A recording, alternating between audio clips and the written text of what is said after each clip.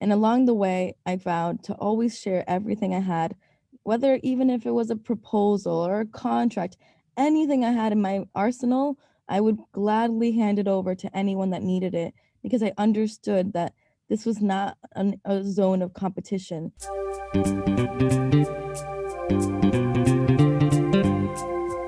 Hello and welcome to the Innovative Mindset Podcast. I'm your host, Isolde Trachtenberg. On the show, I interview peak performing innovators in the creative, social impact, and earth conservation spaces who are working to change the world. This episode is brought to you by Brain FM. Brain FM combines the best of music and neuroscience to help you relax, focus, meditate, and even sleep. I love it and have been using it to write, create, and do some of my deepest work. Because you're a listener of the show, you can get a free trial. Head over to brain.fm/innovative mindset to check it out. If you decide to subscribe, you can get 20% off with the coupon code Innovative Mindset, all one word. And now, let's get to the show. Hello, and welcome to the Innovative Mindset Podcast. I'm Isolde Trachtenberg. I'm your host, and I am super happy that you're here. I'm also really happy to introduce you to this week's guest. Check this out.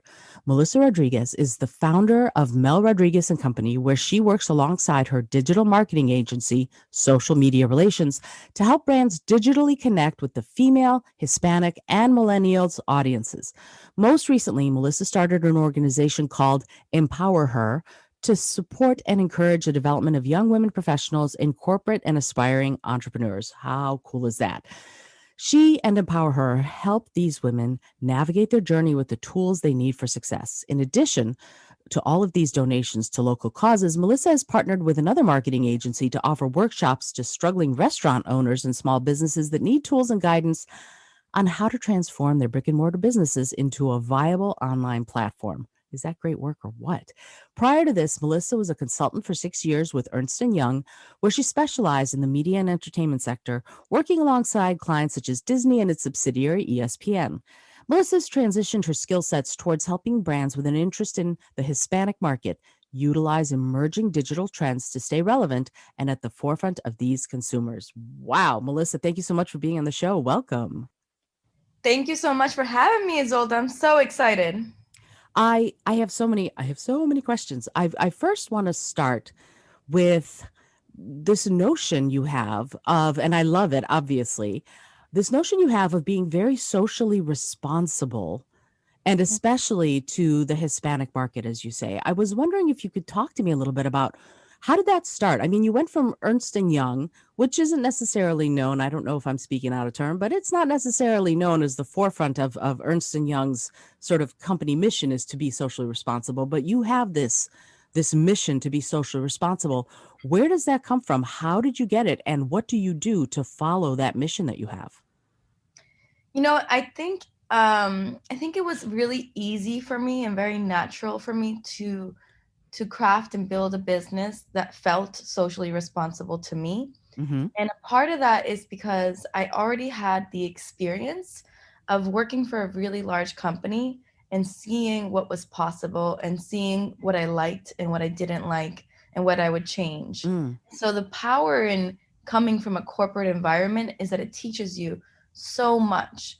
And as a consultant, you work with a lot of different companies that have different ethos and operate in very siloed manners. And so that also taught me what I really liked, and it also taught me what I didn't really like. And when I created my company, I knew that making sure that it felt right and that it felt good for me was one of the most important things that I could do.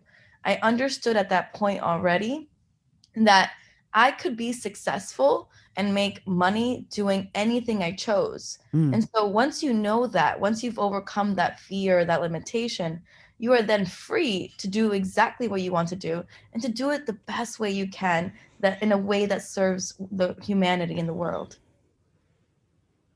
I'm taking all of that in for a second. I love that you said that you overcame that, what they call limiting belief, I guess, that sort of self-imposed limitation of thinking that you can't do it, right? So that you're like, well, I can absolutely make money doing whatever I want, and this is where I'm going to put my focus, which I think is amazing. And yet you've implemented it into your company in such a way that the company is thriving. And there's something very compelling to me about this notion of purpose-driven companies like yours having social consciousness as their sort of the flagship idea. And do you find that you get any kind of pushback from other companies, or are other companies ready to get on board, or other individuals and entrepreneurs that you work with ready to get on board with social consciousness being at the forefront of what they're doing? You know, the people we work with are all aligned with this cause. Um, Being a millennial, running a company full of millennials, with some, different generations included, we see a bigger, a shift in the way that we're thinking. Millennials especially they're needing a cause, they're needing a purpose, they're needing a reason to support a business. They're no longer following the herd and doing what was told and just because it's been done for years. They're really challenging the status quo, and they need purpose for them to work for a company. They need to really believe in it. It's Mm, why companies like SpaceX are so successful, because they've tapped into a generation that they get to give a bigger purpose than this world. They get to give them a purpose that serves the galaxies. And mm, so that's what humans are craving, millennial or not. That's just what we're craving. We just are finally uncovering it with this generation even more. And so I find that the people we work with are tend to be pretty aligned with this. uh, the clients and the brands that we work with are still sometimes catching up to this. They are still sometimes uh, fixated in the old traditional models of maybe just focusing on their service or product, and ignoring the outside noise, and not really incorporating that into their marketing messaging. And so that's still a learning curve, and that's still an education process. And so we got to take our brands and our clients through that journey mm-hmm, and pick what feels right for them. You can't really stand for everything, but you can stand for something. And so mm-hmm. not everything will fit for them, but there may be one or two causes that they feel very passionate about that we agree to pursue and really align with. It's so interesting. I'm a little older than you are, and people in my generation often talk about how we feel like we worked our patooties off, and this notion of stepping back and going, wait a minute, what do I really want to, where's my heart calling me, what is my heart calling me to do, is something that wasn't didn't feel like it was an option. And it seems like your generation, millennials in general, are going, no, no, no, this is what's important, let's focus on this. And so you've created a company that not only allows that but encourages that. And so I'm wondering, it sounds to me like the company's diverse and you have a lot of different kinds of people working with you to do this. Why do you think it's so important now, as millennials are coming to be the sort of the real decision makers in our society, to have that kind of diversity in your company and in the people you work with? I feel so lucky in the sense that I started my company with little to zero money.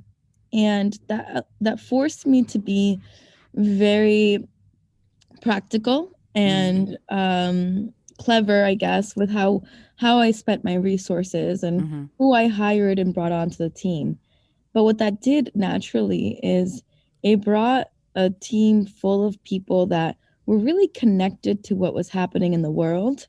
They were living and breathing, the social challenges that we were facing.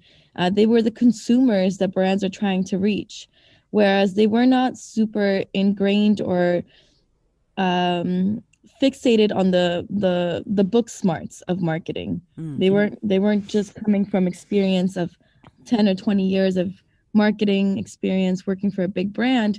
They were the consumers dealing with these issues. mm, And so when you hire people like that, there's a different perspective that comes with it. There's a deeper understanding of the impact that marketing and brands can have on everyday people, mm-hmm. and the beliefs that they want to see their brands represent. So the diversity not only came in women and men, because we are completely, women founded, lots of women involved, but then we have also diversity in experience. Mm. We have people who come from all walks of life, whether it's acting, whether it's a corporate job, whatever that looked like for them. Like, they came with completely different experiences, which opens up the creativity process immensely. Um, and it also opens up the humanness when we talk about diversity. Having a diverse group of people working with us uh, allows brands to see their brand from their eyes.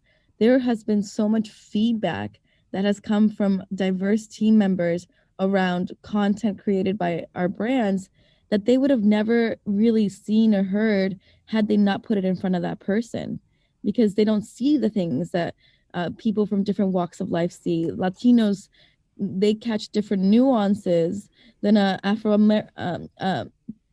American person, than a Caucasian person. Everyone sees things differently, and so Mm-hmm. that diversity in gender, that diversity in age, that diversity in experience, that diversity in ethnicity, all of that brings completely different perspectives, and I think is the most valuable piece of what we do.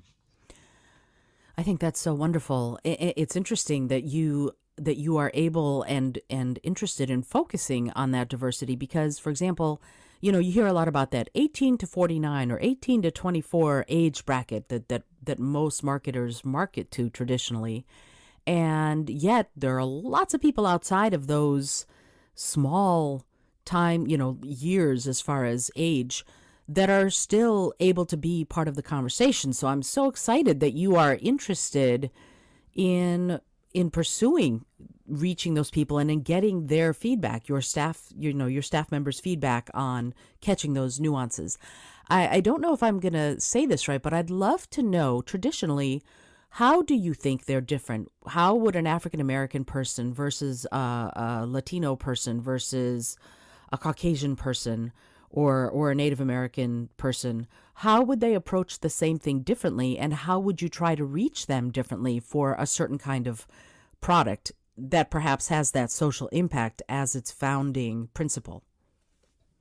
So the messaging and the positioning that is created at the very beginning of any campaign or ideation process for a brand is the starting point for what we create moving forward to target different consumers of different races or age brackets.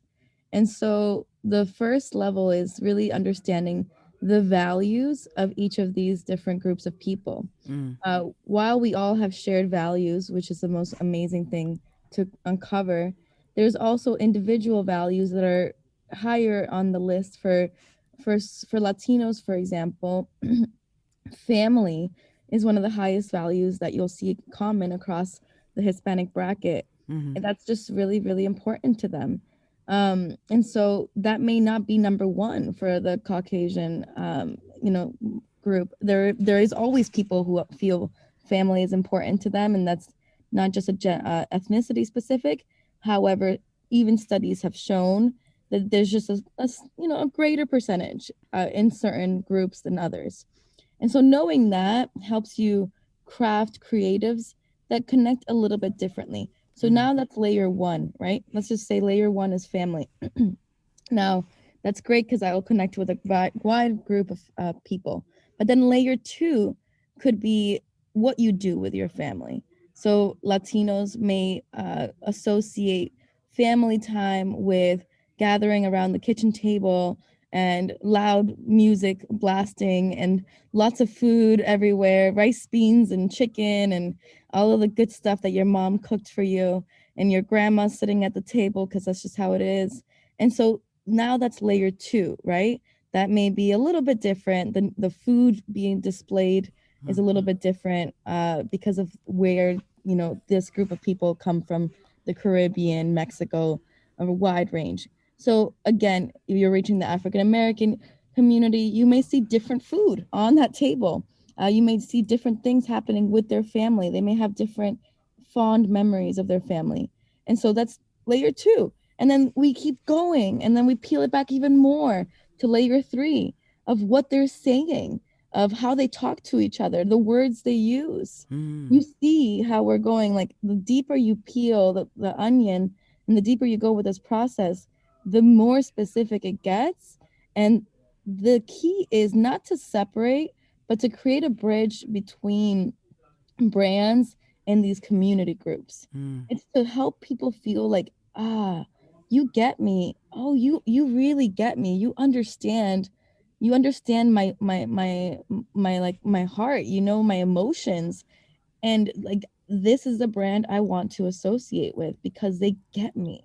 The more they feel like they understand that consumer, the more the consumer will feel connected to a brand. But it has to be authentic.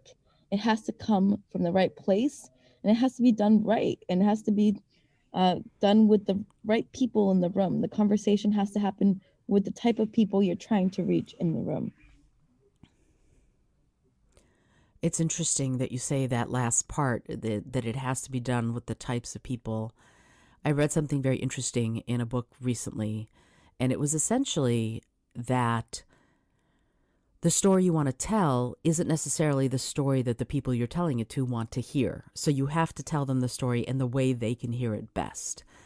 And that notion that you just said, you know, being in the room, knowing the words they use themselves so that you can reflect those words back to them. In the Latinx community, it has a certain kind of, since you talked about food, it has a certain kind of flavor. But you are a Latinx CEO, and I'm wondering, what have your challenges been as a Latinx CEO that might be different than someone who isn't from that culture? I don't look at it as challenges ever. Okay. I look at it as my opportunity is greater, is different because I'm a Latinx CEO. Okay. I really lean into things that people will call challenges or difficulties. And I really look at them as the differentiators, the reasons why we will succeed versus others, the reasons why we will, you know, do better work or different work. So instead of using or allowing Latinx to be a label that, you know, is a deterrent or a difficulty, I leveraged it. I turned it around and I said, yes, I am Latinx CEO. So let me help you reach other Latinx consumers. Rather than shy away from this piece of who I am, I incorporate it into the work I do, and I make it the reason why you should work with me, for example, because I'm Latinx, rather than it being a something that can be viewed as a challenge. Right, or as a deterrent. And I think that's amazing that you have taken the next step and you've created Empower Her to do this even further, to sort of double down on this notion of it's not a challenge, it's something that can be a positive. So let me bring together a diverse group of women business owners who are navigating the modern world. And I'm wondering, do you also focus on that same kind of no, we're going to turn this from a challenge to something that is a positive in Empower Her? And I'd love it if you talk a little bit about what your vision is for Empower Her moving forward into the future. Absolutely. I feel so passionate about Empower Her. It was it was an idea born the days of starting my business, and it was from the overwhelm that I felt in the beginning of the process when I was building my business. It was from the isolation that I felt. It was from the feeling of not feeling supported, of feeling alone, of feeling, you know, like I didn't have the right tools to succeed. And those feelings made me make a promise that when I got through it, when I made it to the other side, I would create an organization that would support women in this journey, that I would change what was happening. The lack of support in the entrepreneurship world just didn't make sense to me. It didn't make sense. in my mind, I was like, why can't we help each other out? Why can't we share everything we can? What is the big secret? Why are Right. we in such a scarcity mindset that Mm. we feel like we can't share what we've learned along the way? And so I didn't understand that. It didn't make any sense to me.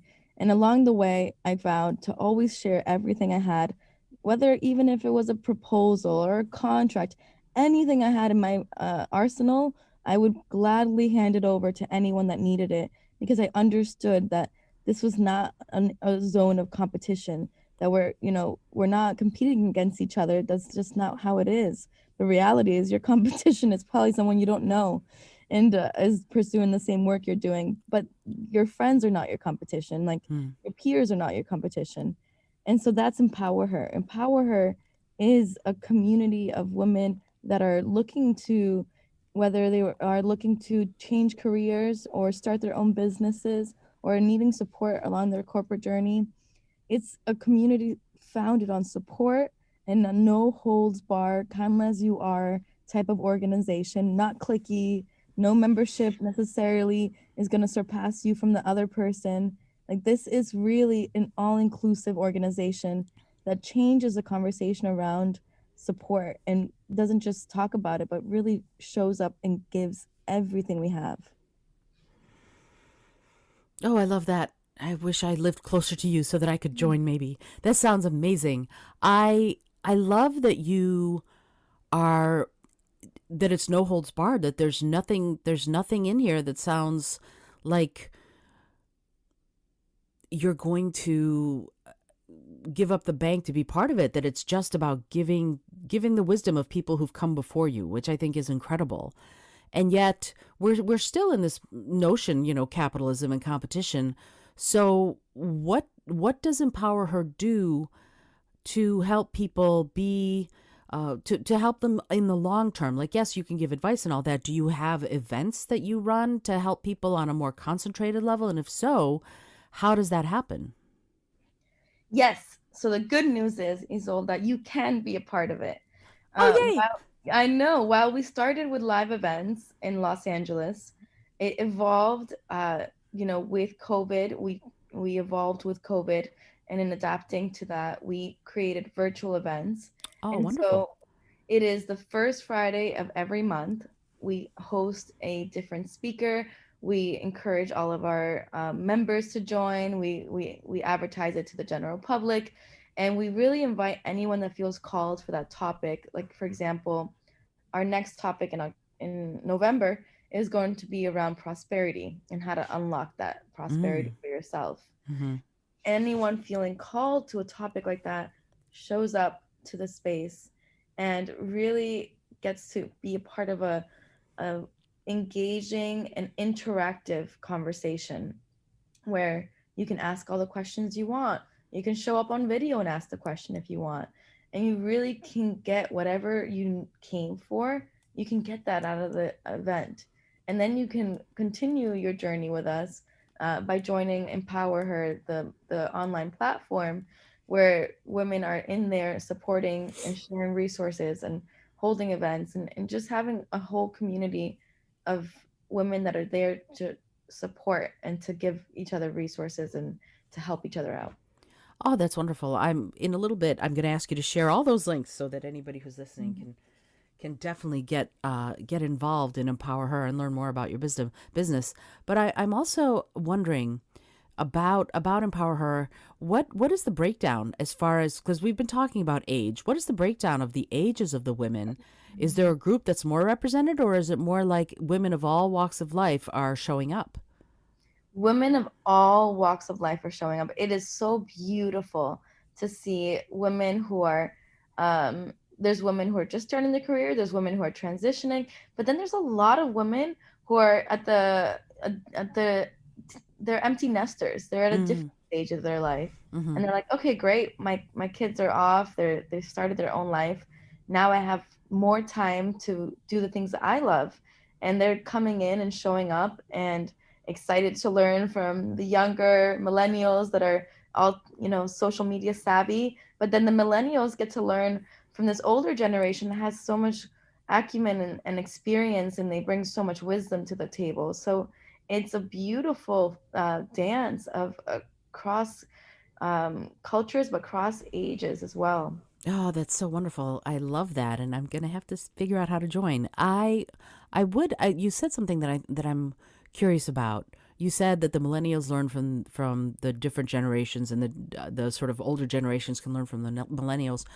How different is it to work? You're a millennial. How different is it to work with millennials, and how do you help other millennials bring their ideas? How do you help them innovate? What do they need from you as their boss, let's call it what it is, in order to thrive?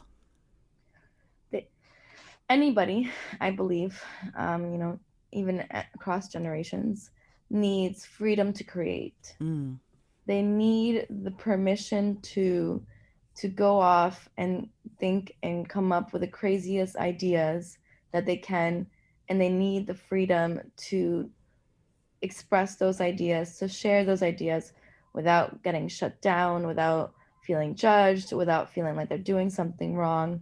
Creativity just doesn't work that way. mm-hmm, It really, really requires a lot of freedom. And that's a little scary for companies sometimes. We want to control so many things.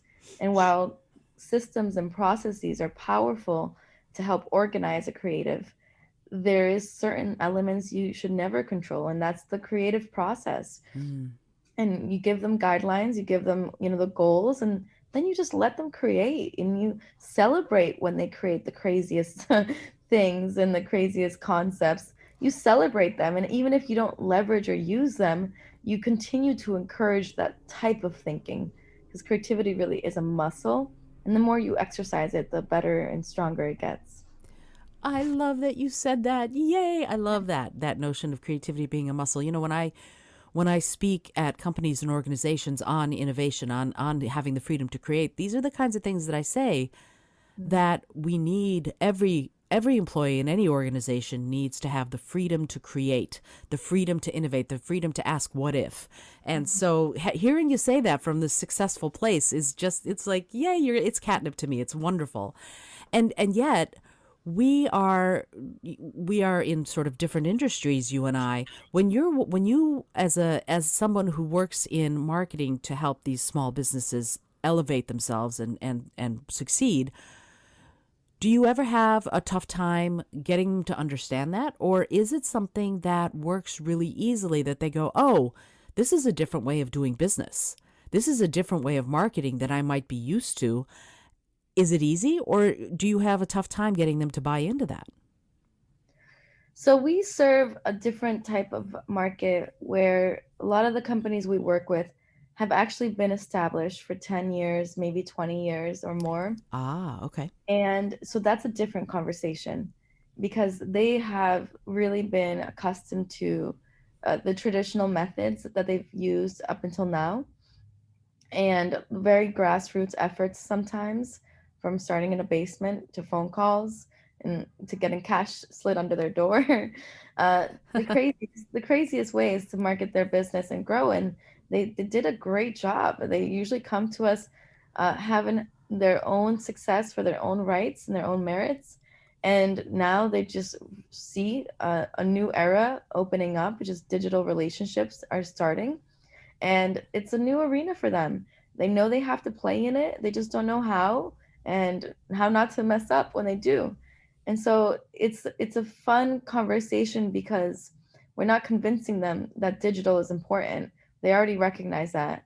The conversation then Mm. just becomes, how do we adapt to digital? How do we incorporate that into your brand to help you be a success?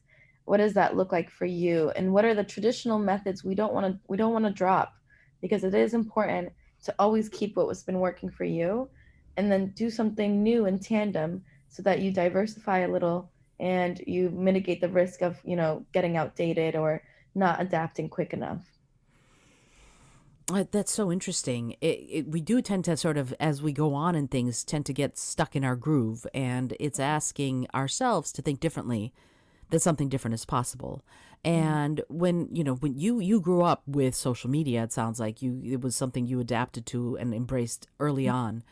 And so when you're in that space and you're going, yeah, these are things that companies today need to do in order to be relevant, in order to take their brick and mortar into the online space, that's a whole nother kettle of corn, if you will.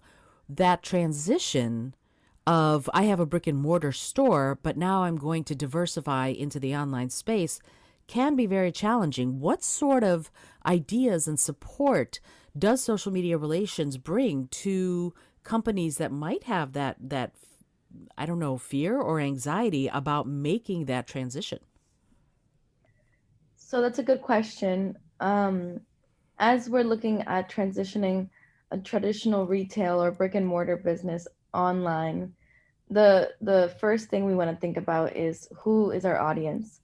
Who are we targeting? How are they evolving? Their customers online may not be the customers they have in their store. However, there may also be an overlap of their customers going into the store that the moment they notice they're online, they Mm-hmm. transition their buying behavior online. Mm. And so once we do a, an assessment of who their customer is going to be in this new landscape, then we create that messaging first and foremost is the most important thing. I can't emphasize it enough. How you speak to your customers is so pivotal.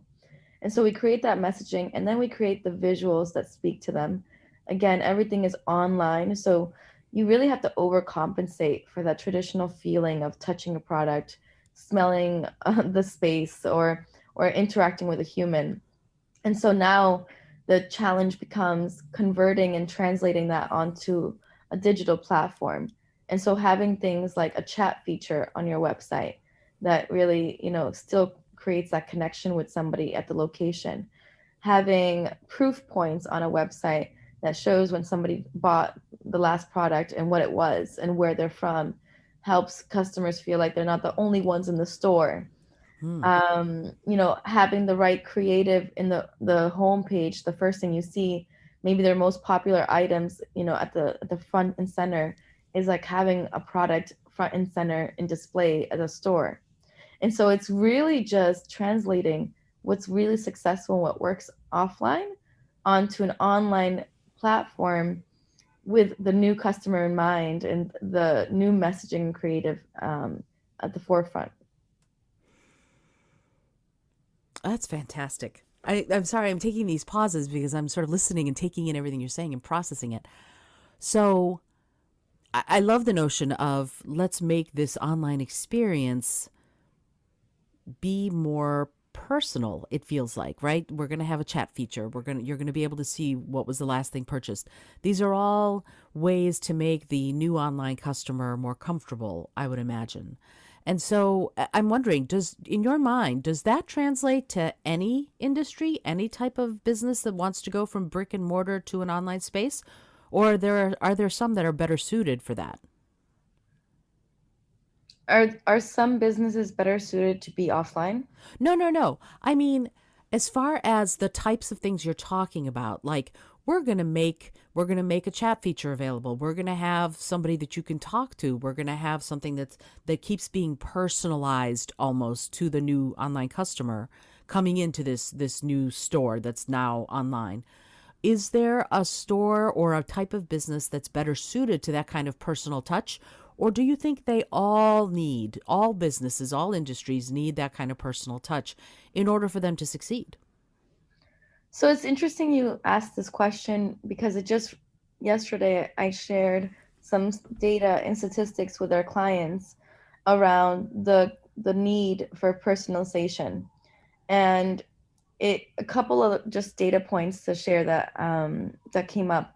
91% of consumers are more likely to shop with brands who provide relevant offers and recommendations. Okay. 80% of customers are more likely to purchase a product or service from a brand who provides personalized experiences. 72% of consumers in 2019 only engaged with marketing messages that were customized to their specific interest. 80% of those classify themselves as frequent shoppers say that they only shop with brands who personalize their experience. And so now you see these data points. They're not specific to an industry or a market. The need and the desire to feel like you're getting a customized special experience is consistent across the board, regardless of the type of industry, online, offline, beauty, hair salon, regardless of what you're providing, consumers are needing to feel that personalization. That's so. I mean, it's not surprising, I guess, but it is interesting that even in this online space, we know it's different. It's not going to be the same as a person coming up to you and going, "Hi, do you like that blouse?" or whatever. It's different, and we know that, but we still need it. We still need as much as possible a personalized attention, I guess. So I'm wondering, does this is getting in the nitty and the gritty of these statistics. Did it matter whether or not they were men or women or other, or was it across the board? Didn't matter who they are. Everybody wants that personalized attention. That's a good question.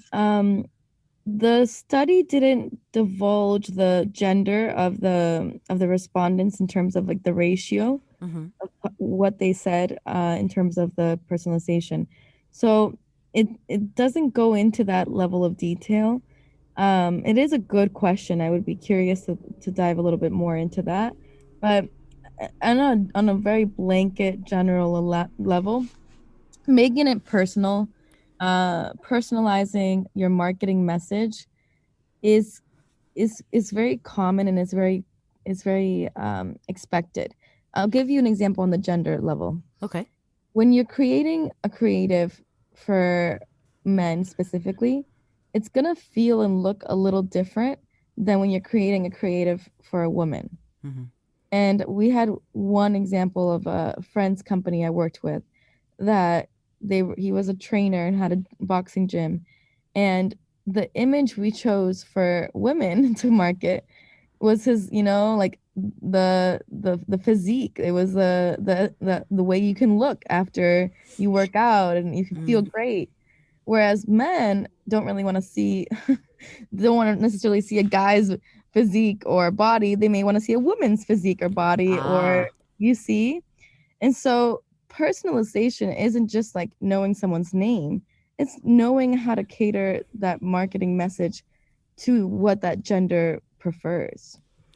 Sure, and both can be true, right? You can have the great physique and you can look great. Both, and you can have all the health depending on what your audience wants. That gym, that boxing gym would provide all three of those, but it's not what you focus on. But you focus on, I guess I should say, but you focus on the one that will speak best to the people that group of people that you're speaking to, which I think is really interesting.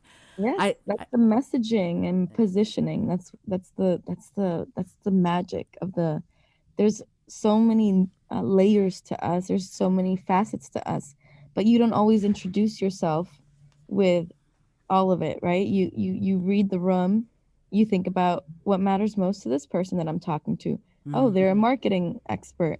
Let me talk to them about my branding because that's something that I can get value out of. And so you always lead with something different depending on who you're talking to normally. And so the same applies to online marketing. I love that. You have such a refreshing and wonderful way of looking at what some people would say is a jaded industry, marketing, and yet your way of looking at it, I think, is really it's fascinating and downright cool. So yay.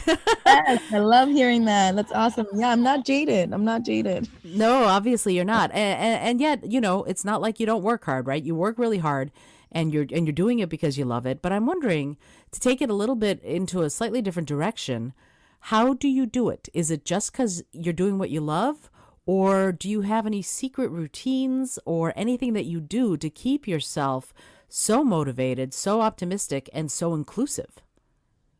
Yeah, I definitely have routines. I've definitely done a lot of work on myself.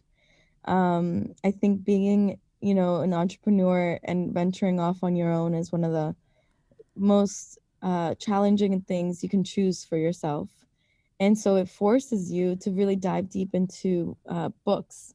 And I'll tell you right now, like I liked reading as a younger age, but I didn't love reading. It never was instilled as me as a value.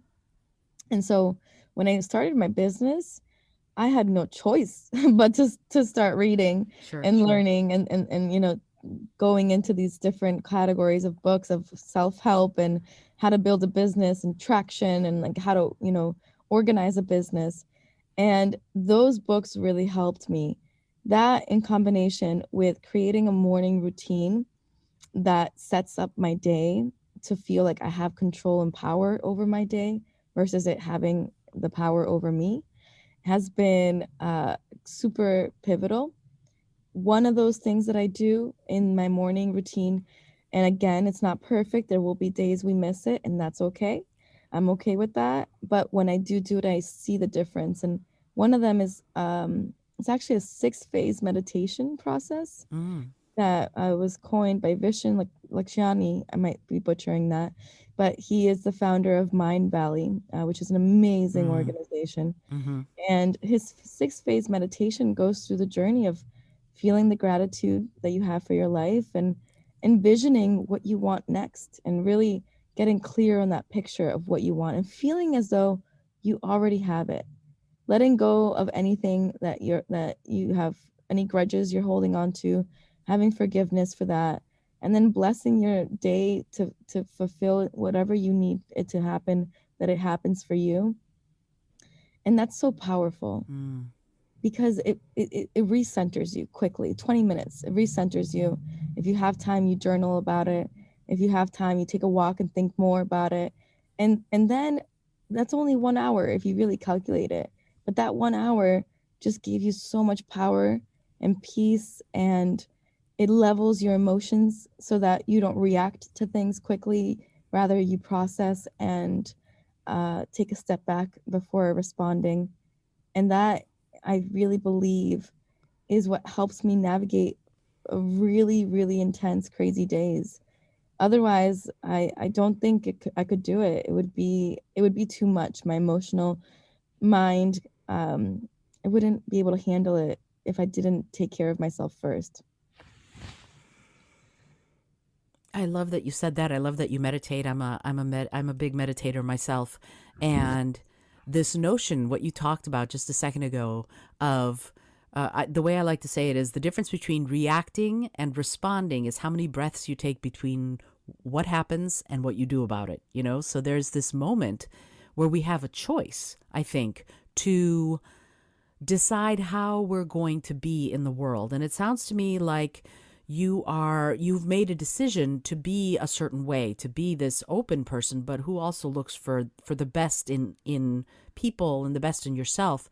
Do you have any bits of advice for people who are just starting out and might be anxious, might be afraid, in addition to the meditation, which, don't get me wrong, I think is wonderful, but what would you say to someone who is just starting out and doesn't know how to get a hold, to get a grasp of this monumental thing they're trying to do, to be an entrepreneur in this boom of entrepreneurship right now? I love that you said that in addition to meditation, because you knew that I was going to say meditate. We cannot emphasize the power of meditation enough. Something that got me through one of my hardest periods in starting my business was finding someone I like to listen to on YouTube. It was finding a couple of videos that would really get me going. For me, in the beginning of my journey, I'm sure you're familiar with Abraham Hicks. Sure. Was that person for me. And when I was, really down and I had no money, my business wasn't doing well, I was really overwhelmed, I would listen to her videos as I was walking the streets, and I would instantly shift my energy, my vibration into a place of gratitude, into a place of knowing anything is possible. And that to me is what helped me get through the overwhelm and the stress. And because I know not everyone's going to have the luxury to find mentors, what I would say is find mentors online, pretend they're your mentors, use them as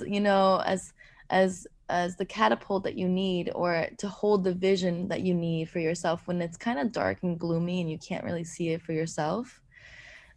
just consume yourself with their content and their presence, and really leverage that, because it doesn't take anything to do that. Like, you don't have to meet them. They don't have to be, you don't have to pay for a course. Like, you really can do this without spending a penny, and you can get through these moments. I love that you said that. Yeah, I have made great use of YouTube mentors myself. Yes, YouTube mentors. We need to coin that. Absolutely. Yes, absolutely. I love YouTube mentors. They don't realize it, but Right. they're out there. And I thank you for saying that. I think it's so wonderful that yeah, we can. But and I will say, maybe I should say and there is a mindset. I mean, this is called the Innovative Mindset Podcast, right? So I sort of have to talk about that. The mindset shift that has to happen in order for us to think that we can do something is pretty monumental for some people, because we're often told we're not enough, that we don't do enough, that we don't have enough. And I'm wondering, A, if you were willing to share, did you have that mindset ever?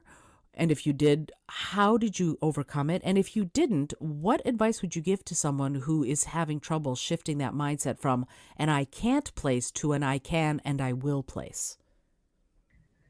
Absolutely. Did I have that mindset? Everyone, I think, feels that mindset sometimes, more so maybe in the beginning of their journey, but then it still creeps in every once in a while of that lack. Sometimes I catch myself saying something from a lack mentality. And I'm Mm, like, no, no, no, we're not going to go that way today. We're not going to approach life with that lack mentality today. right. And so I look for abundance. I really look for it. I'm very intentional about it. I made a joke with my girlfriend, not too long ago, when I said, oh, she said, I have a bathroom here and I have a bathroom there. And I said, wow, you have two bathrooms. Like, that is so abundant of you, right? And there's so many little things in life that we have so much of, like maybe how much clothes you have, maybe how much shoes you have, and really sinking into the abundance of what you have already. Mm, That's why they say gratitude, amplifies everything, because the sure. more gratitude you find in your life, the more you, attract more of that into your life. And you can start with baby steps. You can start with the little things, like how much water. I have so much water. I can drink a gallon of water if I want today. And then it can gradually get bigger into, the car or whatever is important to you, maybe the love that you have from your family. And that is a mindset shift. And it's not going to be major overnight, but there's Hmm. books that talk about it. There's I forget the name now, but it was like this book that was all about abundance, like Mm, the pocket, happy pocket. I'm gonna think about that. okay. The pocket full of something.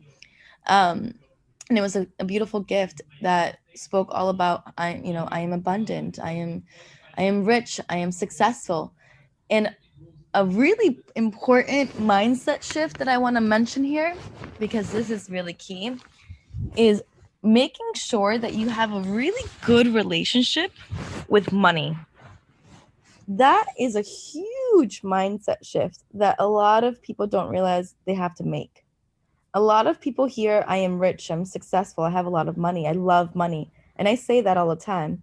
A lot of people hear me say that and they think, oh no, like, oh, that's so not good. And I ask them why. Mm, Why is it not good to have a relationship with money that's positive? Why do you quickly jump to this assumption that, my relationship with money is not good because I love it, right? mm, Like, why can't I love it? right. If you don't love it, how are you going to attract and bring it into your life and hold on to it? And There you so, go. valuing money and valuing success is good. There's no shame in that. And so that's a mindset shift. And so these are the kinds of things that you start to discover the more you go into this work of yourself and your inner belief systems, and really uncovering those for yourself. That's fantastic. I love that you said that. And it's true. We aren't taught to have a positive relationship with money, which I Mhm. think is strange because our society in many ways runs on it. And yet so many of us are taught, oh no, no, we don't ask about money, we don't talk about money, and we're certainly not supposed to be happy if we have money.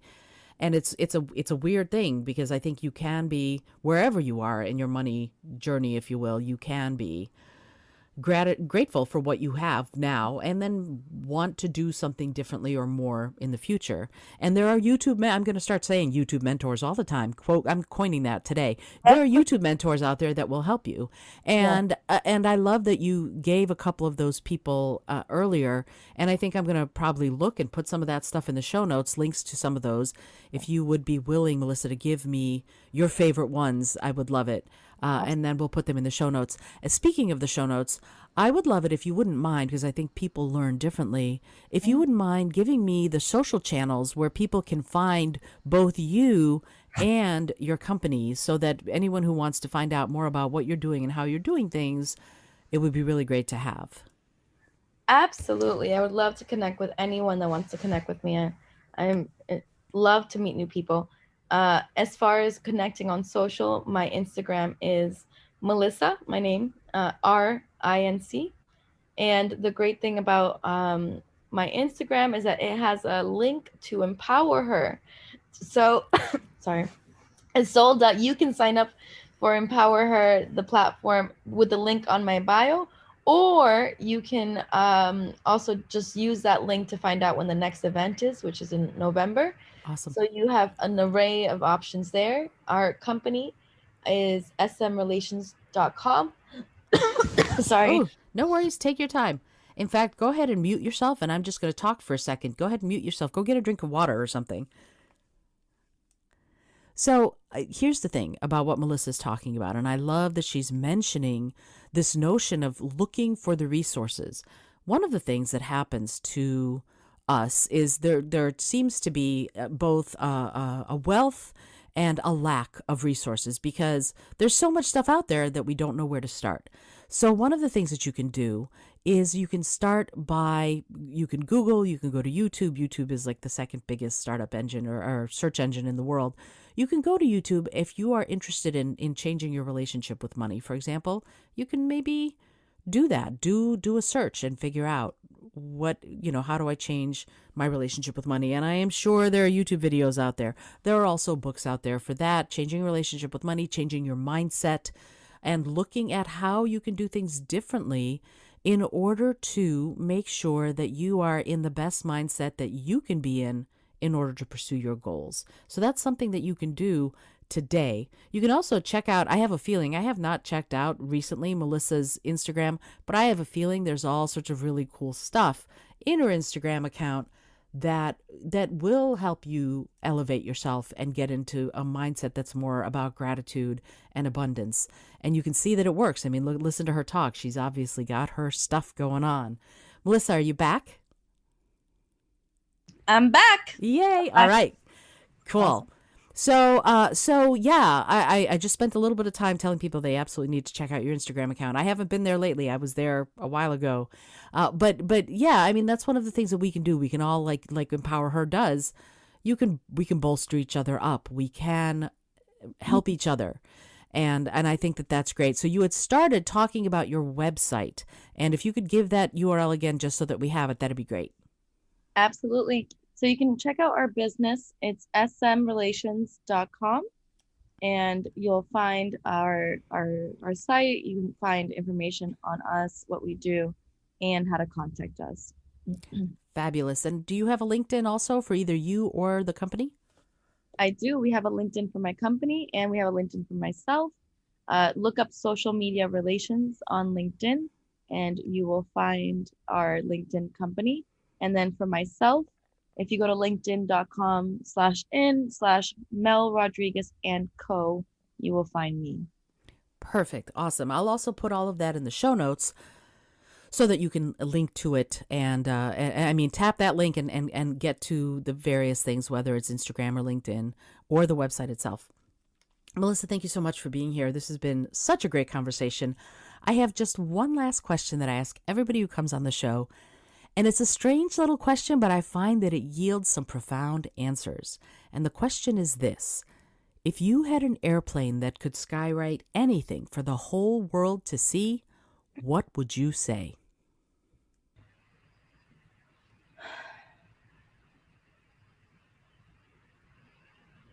That's a good question. I would say Love more. That's wonderful. That's great. It says it all, doesn't it? Yeah, that's it. Love more. Terrific. Melissa, thank you so much. That is Melissa Rodriguez from Social Media Relations and also the founder of Empower Her. I'm so glad that Melissa took the time today to be on the show and to talk about some really important topics that we don't talk about enough. So I'm glad that she's doing the work to bring and elevate these topics in the business world, but also in the world of entrepreneurs, that sometimes we're scared, but we can still do it. And that is the most wonderful news of all. I am Isolde Trachtenberg for the Innovative Mindset Podcast. If you're liking the show, do me a favor, refer a friend, tell them to listen too, because we're building a community of like-minded entrepreneurs, innovators, and creatives who all want to change the world. Until next time, this is Isolde Trachtenberg reminding you to listen, learn, laugh, and love a whole lot.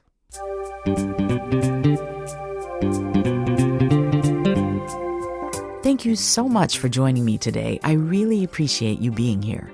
Please subscribe to the podcast if you're new, and it would mean the world to me if you told a friend about it. Today's episode was produced by Isolde Trachtenberg and is copyright 2021. As always, please remember this is for educational and entertainment purposes only. Past performance does not guarantee future results, although we can always hope. Until next time, remember to be bold, be creative, and most of all, be kind.